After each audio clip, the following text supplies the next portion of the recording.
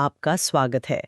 आज हमारे पास जो स्रोत है वो मिलकर एक भारत की एक बड़ी दिलचस्प तस्वीर बना रहे हैं। मतलब सुनने में ये सब बिल्कुल अलग-अलग खबरें लगती हैं। एक तरफ अदालत की अंदरूनी खींचतान, दूसरी तरफ मलेरिया को खत्म करने का एक बड़ा मिशन। हाँ, फिर रोजगार के बड़े-बड़े दावे हैं और क्रिकेट की दुनिया में तो एक अलग ही ड्रामा चल रहा है। बिल्कुल ऐसा लगता है जैसे एक ही समय में देश कई अलग अलग दिशाओं में जा रहा है। मतलब एक तरफ जबरदस्त महत्वाकांक्षा है, बड़े लक्ष्य हैं, और दूसरी तरफ कुछ बुनियादी संस्थागत सवाल भी उठाए जा रहे हैं। सही कहा। तो आज हम यही कोशिश करेंगे कि इन अलग-अलग धागों को जोड़ें और देखें कि इनसे भारत की क्या तस्वीर उभर कर आती है। चलिए शुरू करते हैं एक ऐसी चेतावनी से जो सीधी न्यायपालिका के दिल से आई है। सुप्रीम कोर्ट के जस्टिस उज्ज्वल भुइयां का एक बयान काफी चर्चा में है। उन्होंने कहा, अगर हम अपनी साख खो देते हैं तो न्यायपालिका का कुछ भी नहीं बचेगा। ये बहुत भारी बात है। ये किस संदर्भ में कही गई? ये बयान एक बहुत ही खास मौके पर आया।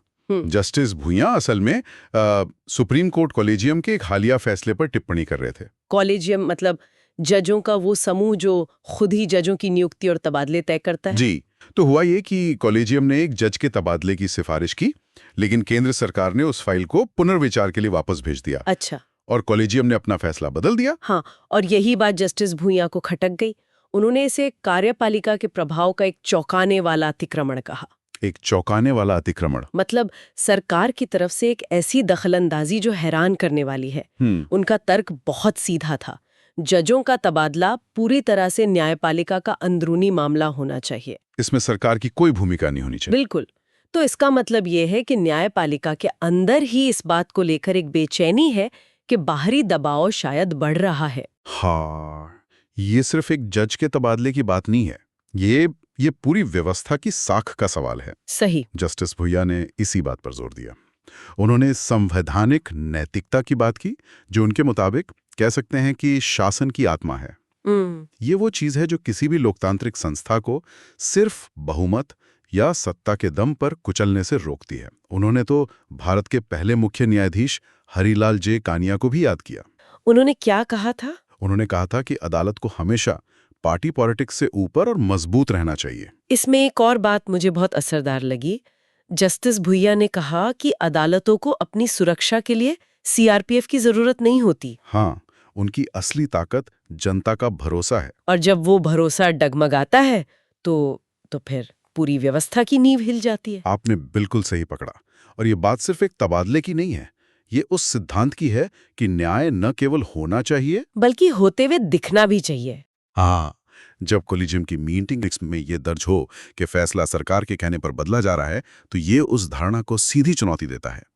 ये एक अंदरूनी बहस है, लेकिन इसका असर पूरे देश के भरोसे पर पड़ता है। तो एक तरफ न्यायपालिका जैसी संस्थाएं अपनी आंतरिक साख को बचाने की जद्दोजहद कर रही हैं, और वहीं दूसरी तरफ देश बड़े-बड़े राष्ट्रीय लक्ष्यों को साधने में लगा है। हाँ बिल्कुल, और स्वास्थ्य का क्षेत्र इसका एक बेहतरीन उदाहरण है। मलेरिया उन्मूलन की बात करते हैं। जी, भारत ने 2030 तक मलेरिया को पूरी तरह से खत्म करने का एक बहुत महत्वाकांक्षी लक्ष्य रखा है। और इसका एक छोटा लक्ष्य भी है, शायद 2027 तक का। हाँ, 2027 तक देश के किसी भी कोने में मलेरिया का कोई नया स्वदेशी मामला सामने ना आए, ये अंतरिम लक्ष्य है। ये तो बहुत बड़ा टारगेट है। क्या हम वाकई इस दिशा में आगे बढ़ रहे हैं? आंकड़े क्या कहते हैं? देखिए, आंकड़े तो काफी उम्मीद जगाते हैं।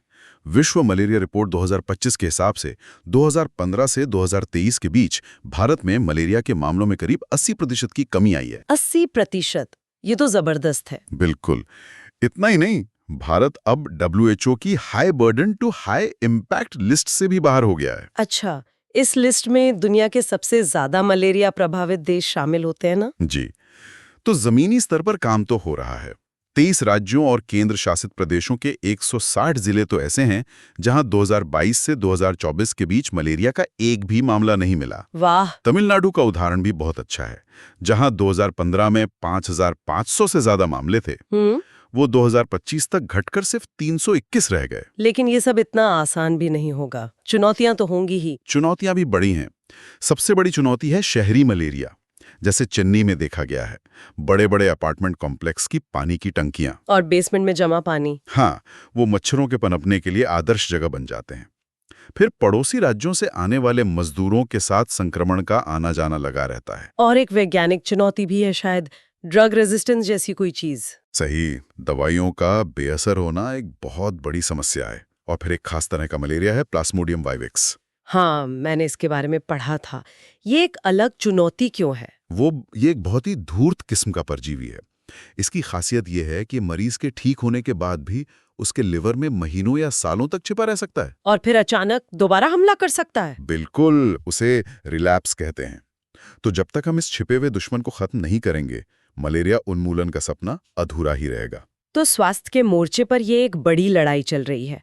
और ऐसी ही एक और महत्वाकांक्षी परियोजना इंफ्रास्ट्रक्चर के क्षेत्र में भी शक्ल ले रही है, खासतौर पर केरला में। जी, केरला में 1 लाख करोड़ रुपए की लागत से एक हाई स्पीड रेल लाइन बनाने का प्रस्ताव है। ये तिरुवनंतपुरम को कन्नूर से जोड़ेगा। हाँ, सोचिए, जिस सफर में अभी 10-12 घंटे लगते हैं, वो सिर्फ 3 घंटे 15 मिनट में पूरा हो जाएगा। 200 किलोमीटर प्रति घंटे की रफ्तार से। जी, और इस प्रोजेक्ट से मेट्रोमैन ई श्रीधरन का नाम भी जुड़ रहा है। अच्छा, तो इससे प्रोजेक्ट की विश्वसनीयता काफी बढ़ जाती है। बिल्कुल, लेकिन इस प्रोजेक्ट की सबसे दिलचस्प बात इसका डिजाइन है।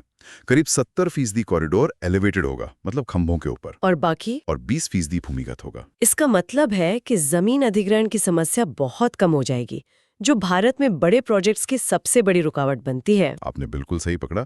केरल जैसे घनी आबादी वाले राज्य में जमीन लेना बहुत मुश्किल काम है। ये एलिवेटेड और अंडरग्राउंड डिजाइन इसी समस्या का एक बहुत ही स्मार्ट समाधान है। ये दिखाता है कि अब बड़ी परियोजनाओं की योजना बनाते समय इन पुरानी बाधाओं से कैसे निपटा जाए, इस पर भी सोचा जा रहा है। सही कहा। और ये बड़े बड़े प्रोजेक्ट सिर्फ देश का चेहरा ही नहीं बदलते, बल्कि अर्थव्यवस्था में जान भी फूंकते हैं। और यहीं से बात आती है रोजगार की। हाँ, जिसका जिक्र प्रधानमंत्री नरेंद्र मोदी ने हाल ही में एक रोजगार मेले में किया। उन्होंने क्या कहा? उन्होंने बताया कि कैसे सरकार के अलग अलग कदम, जैसे कि व्यापार समझौते और आधुनिक इंफ्रास्ट्रक्चर में निवेश, युवाओं के लिए नए मौके बना रहे हैं। उन्होंने स्टार्टअप इकोसिस्टम का खास तौर पर जिक्र किया और दावा किया कि इससे 21 लाख से ज्यादा युवाओं को रोजगार मिला है। जी, इलेक्ट्रॉनिक्स मैन्युफैक्चरिंग पर भी उन्होंने काफी जोर दिया। कहा कि 2014 के बाद से इस सेक्टर में 6 गुना बढ़ोतरी हुई है। अच्छा। इसके साथ साथ उन्होंने क्रिएटर इकोनॉमी का भी उल्लेख किया, मतलब यूट्यूबर्स, इंस्टाग्रामर्स। हाँ, आज के दौर में रोजगार का एक नया जरिया। बिल्कुल। लेकिन इन सब में जो एक आंकड़ा सबसे ज्यादा ध्यान खींचता है, वो है महिलाओं की भागीदारी का। दावा है कि देश की वर्कफोर्स में महिलाओं की भागीदारी लगभग 2 गुनी हो गई है। ये बहुत बड़ा स्टेटमेंट है। स्रोत इस पर और जानकारी देते हैं कि ये बढ़ोतरी कहाँ और कैसे हो रही है। ये वाकई एक महत्वपूर्ण दावा है।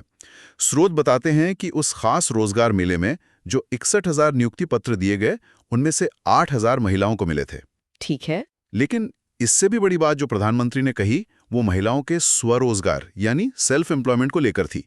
उनके अनुसार इसमें लगभग 15% की वृद्धि हुई है। अच्छा, तो ये सिर्फ नौकरी करने वाली महिलाएं नहीं हैं, बल्कि अपना काम शुरू करने वाली महिलाएं भी हैं। बिल्कुल। प्रधानमंत्री ने कहा कि महिलाएं अब स्टार्टअप्स, एमएसएमईज मतलब छोटे और मझोले उद्योग और स्वयं सहायता समूहों में बड़ी संख्या में नेतृत्व कर रही हैं। तो ये एक तरह से अर्थव्यवस्था में एक ढांचागत बदलाव का संकेत है। कह सकते हैं, जहां महिलाएं केवल कर्मचारी ही नहीं बल्कि उद्यमी और लीडर भी बन रही हैं। बेशक ये सरकारी दावे हैं और जमीनी हकीकत में ये भी देखना होगा कि ये रोजगार किस तरह का है। संगठित है या असंगठित, स्थायी है या अस्थायी। हाँ, लेकिन ये दिशा निश्चित रूप से एक सकारात्मक बदलाव की ओर इशारा करती है। और ये इलेक्ट्रॉनिक्स मैन्युफैक्चरिंग वाली बात सीधे हमें भारत की वैश्विक भूमिका पर ले आती है। दुनिया अब चीन पर अपनी निर्भरता कम करना चाहती है, और भारत के लिए यहाँ एक बड़ा मौका देखा जा रहा है। एकदम सही। इसी से जुड़ी एक बहुत अहम खबर है पैक्स सिलिका नाम के गठबंधन की। PACS silica? ये नाम बड़ा मजेदार है। इसका क्या मतलब है? ये पैक्स रोमाना से लिया गया है, जिसका मतलब था रोमन शांति। यहाँ सिलिका सिलिकॉन चिप्स को दर्शाता है। अच्छा। तो पैक्स सिलिका का मतलब है एक ऐसी व्यवस्था जहां टेक्नोलॉजी, खासकर सेमीकंडक्टर की सप्लाई चेन, भरोसेमंद देशों के हाथ में हो। ये अमेरिका की अगुवाई में बन रहा एक अलायंस है, जिसमें ऑस्ट्रेलिया और जापान जैसे देश है। जी, और इस व्यवस्था में भारत को एक बहुत ही महत्वपूर्ण भागीदार के तौर पर देखा जा रहा है। मकसद एक क्लोज्ड लूप इकोसिस्टम बनाना है। मतलब कच्चे माल से लेकर फाइनल चिप तक सब कुछ दोस्त देशों के बीच ही हो। बिल्कुल। तो एक तरफ टेक्नोलॉजी में ये रणनीतिक साझेदारी बन रही है, और दूसरी तरफ अमेरिका के साथ व्यापार में भी कुछ नरमी के संकेत मिल रहे हैं, खासकर रूसी तेल के मुद्दे पर। हाँ, ये भी एक दिलचस्प डेवलपमेंट है। अमेरिकी ट्रेजरी सचिव स्कॉट बेसेंट ने संकेत दिया है कि भारत पर रूसी तेल खरीदने के लिए जो 25% का अतिरिक्त टैरिफ लगाया गया था, उसे हटाया जा सकता है। हाँ, और इसकी वजह यह है कि भारत ने अपनी रूसी तेल की खरीद काफी कम कर दी है। अच्छा। दिसंबर में भारत का रूसी तेल आयात 2 साल के सबसे निचले स्तर पर आ गया था। बेसेंट ने साफ कहा, उनकी रिफाइनरियों ने रूसी तेल खरीदना लगभग बंद कर दिया है। तो ये एक सफलता है। मुझे लगता है कि अब उनके लिए टैरिफ हटाने का एक रास्ता है। तो ये दिखाता है कि अंतर्राष्ट्रीय संबंध कितने लेन देन पर आधारित होते हैं। हाँ, जब भारत ने अमेरिका की चिंता को समझा तो अमेरिका भी अपना रुख नरम करने को तैयार है। चलिए अब जरा बड़ी बड़ी जियोपॉलिटिक्स और इकोनॉमी से हटकर दो बिल्कुल अलग लेकिन दिलचस्प खबरों पर नजर डालते हैं। पहली खबर विज्ञान की दुनिया से है, और ये वाकई एक हैरान करने वाली खोज है। वैज्ञानिकों को सिजोफ्रेनिया, जो एक गंभीर मानसिक बीमारी है, और ऑस्टियोपोरोसिस, जिसमें हड्डियां कमजोर हो जाती हैं, के बीच एक जेनेटिक लिंक मिला है। ये तो बहुत अजीब बात है। इन दोनों का आपस में क्या लेना देना हो सकता है? अब तक तो यही माना जाता था कि सिजोफ्रेनिया के मरीजों की हड्डियां शायद दवाओं के साइड इफेक्ट से कमजोर होती हैं। बिल्कुल यही पारंपरिक सोच थी, लेकिन ये नई स्टडी बताती है कि कुछ ऐसे जीन्स हैं जो एक साथ हड्डियों के विकास और दिमाग के काम करने के तरीके दोनों को प्रभावित करते हैं। मतलब समस्या की जड़ जेनेटिक लेवल पर जुड़ी हो सकती है। हाँ, हम हमेशा दिमाग और शरीर की बीमारियों को कितना अलग अलग करके देखते हैं, पर शायद वो जेनेटिक स्तर पर जुड़ी हुई हैं। इसका मरीजों के लिए क्या मतलब होगा? इसका बहुत बड़ा मतलब हो सकता है। अब डॉक्टर सिजोफ्रेनिया के मरीजों में हड्डी टूटने का इंतजार नहीं करेंगे, बल्कि शुरू से ही उनकी हड्डियों के स्वास्थ्य पर नजर रख सकते हैं। सही। ये इलाज को रिएक्टिव से प्रोएक्टिव बनाने की दिशा में एक बड़ा कदम है। और अब आखिरी खबर खेल की दुनिया से, जहां T20 वर्ल्ड कप को लेकर एक बड़ा उलटफेर हुआ है। जी, बांग्लादेश क्रिकेट बोर्ड ने सुरक्षा कारणों का हवाला देते हुए भारत में अपने मैच खेलने से इनकार कर दिया। और इसके जवाब में ICC ने कड़ा कदम उठाया। बिल्कुल, उन्होंने बांग्लादेश को टूर्नामेंट से ही बाहर कर दिया और उनकी जगह स्कॉटलैंड को शामिल कर लिया है। लेकिन क्या सच में कोई सुरक्षा का खतरा था? ICC का तो यही कहना है कि बांग्लादेश की टीम को भारत में कोई सुरक्षा खतरा नहीं था और इस फैसले से BCB को बड़ा वित्तीय नुकसान होगा। भागीदारी फीस तो जाएगी ही। हाँ, $5 लाख की फीस तो गंवानी ही पड़ेगी। साथ ही ICC से मिलने वाले सालाना हिस्से पर भी असर पड़ सकता है। और पाकिस्तान की टीम का क्या स्टेटस है? तो पाकिस्तान की भागीदारी पर अभी भी अनिश्चितता बनी हुई है। इसका फैसला आखिरकार उनकी सरकार को ही करना है। तो ये पूरी घटना दिखाती है कि कैसे खेल, खासकर क्रिकेट, इस क्षेत्र में सिर्फ एक खेल नहीं है। हाँ, ये देशों के आपसी संबंधों और भू राजनीति का एक मैदान भी बन जाता है। तो आज हमने देखा कि भारत एक ही समय में कितनी अलग अलग तस्वीरें पेश कर रहा है। एक तरफ न्यायपालिका अपनी साख और स्वतंत्रता को लेकर चिंतित है, जो एक स्वस्थ लोकतंत्र के लिए बेहद जरूरी बहस है। बिल्कुल, और दूसरी तरफ देश मलेरिया उन्मूलन और हाई स्पीड रेल जैसे बड़े बड़े लक्ष्यों के साथ भविष्य की ओर देख रहा है। अर्थव्यवस्था में महिलाओं की बढ़ती भूमिका एक उम्मीद जगाती है, तो वहीं वैश्विक मंच पर पैक्स सिलिका जैसे गठबंधनों के जरिए भारत अपनी जगह मजबूत कर रहा है। और विज्ञान हमें बता रहा है कि शरीर और मन जुड़े हुए हैं, और क्रिकेट हमें याद दिला रहा है कि खेल और राजनीति भी अक्सर जुड़े होते हैं। इन सारी चर्चाओं से एक बड़ा सवाल मन में उठता है। हमने देखा कि आंतरिक संस्थागत मजबूती, राष्ट्रीय महत्वाकांक्षा और बाहरी रणनीतिक गठबंधन, ये तीनों ही देश को आकार दे रहे हैं। तो सोचने वाली बात यह है कि इस तेजी से बदलती और आपस में जुड़ी हुई दुनिया में किसी देश की असली ताकत का पैमाना क्या है? उसकी अपनी संस्थाओं की अंदरूनी ईमानदारी और मजबूत